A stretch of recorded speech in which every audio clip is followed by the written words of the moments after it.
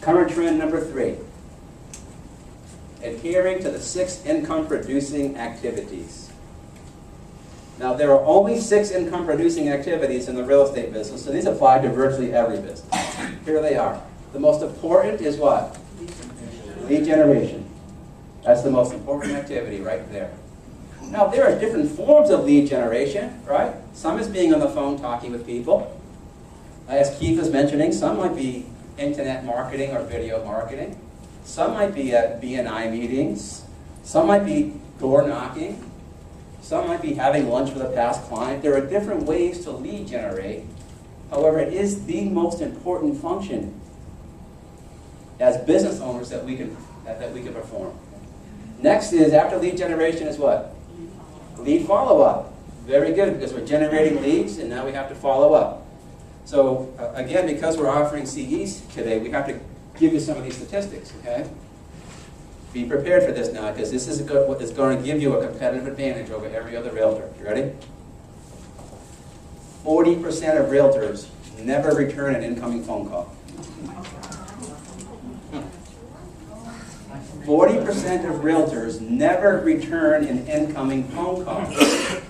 They get an incoming call, and they don't return the call. That gives you a competitive advantage, right? I mean, just by returning your phone calls, you're ahead of 40% of the people in this business. However, why do you think people who are in that 40% category don't return those calls? They're scared to, right?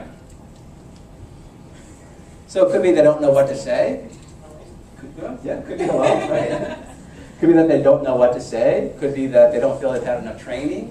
Could feel like, I'm not familiar with this person. I don't know what to say. I don't know who they are. I mean, all kinds of things. But there are a lot of real estate professionals who do not return phone calls. That gives you a competitive advantage. Okay, next is going on listing appointments and taking listings. Ready? I'm going to add something to this.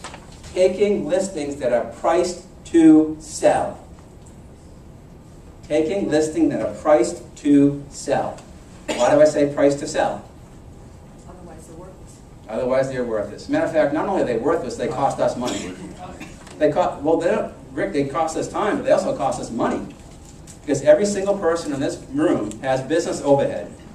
Whether you're selling 1 home a year or 500, everyone has business overhead.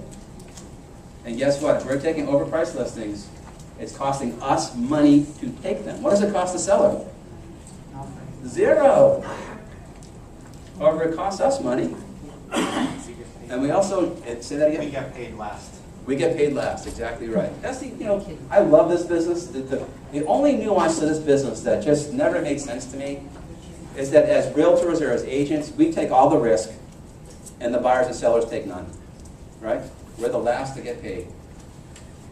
Sometimes, well, actually, the title insurance company.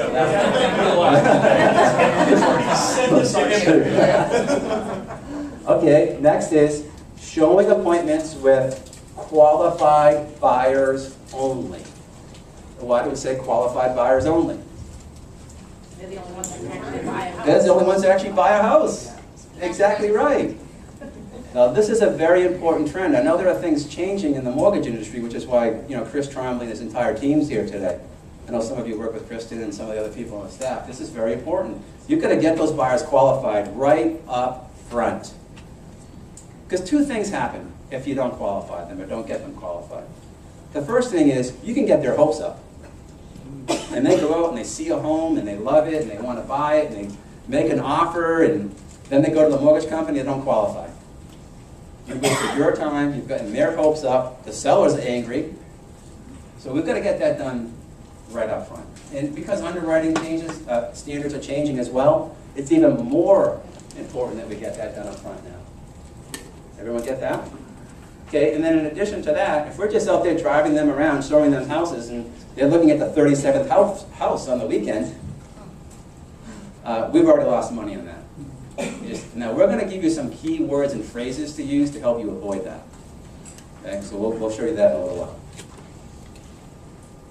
Next, mastering time instead of wasting it. Oh, by the way, there was one that I didn't mention here. Let me go back. Negotiating contracts, right? That's an income-producing activity. And the last is price improvements. We didn't call them price reductions, right? Why did we call them price improvements? Sounds better. Again, the words that we use are absolutely vital. When we go to a seller and say we want to reduce the price of your home, what are they thinking? Giving it away. You're taking something away from me. And now listen, 95% of the decision-making process of everybody in this room and everyone that you work with is unconscious. 95% is unconscious. So unconsciously they're thinking, I'm losing money. This is what else you're thinking. It's your fault. Because I'm the seller, I didn't do anything wrong. This is what they're thinking unconsciously. So we have to make sure we're using the right words and phrases when we're talking with our sellers and our buyers to help lead them where you know they should be going. It's still in their best interest. So the words price improvements are much more powerful than price reduction.